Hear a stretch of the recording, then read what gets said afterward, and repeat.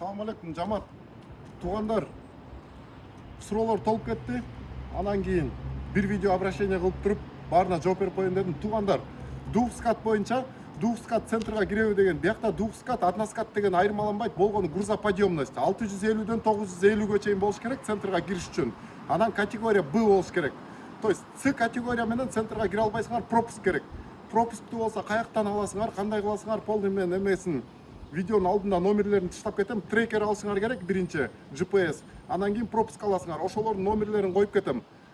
Видеонун астына коюп кетем. Ошол номерлерге чалып, кимге керек болсо, ошо видеолорду калтырып кетем дагы, ошол жактан трекер жазатып, анан пропуск жазатып, С категориялар менен чыксаңар болот. Именно могу марштан баары Б категория, булар пропуск жок жүрөт. Москванын центр любой жагына Духскат, үчөө тең Духскат болгону менен булар Б категория, грузоподъемность 650ден 950ге чейин. Ошон үчүн булар центрга заездной, бүт жака заездной.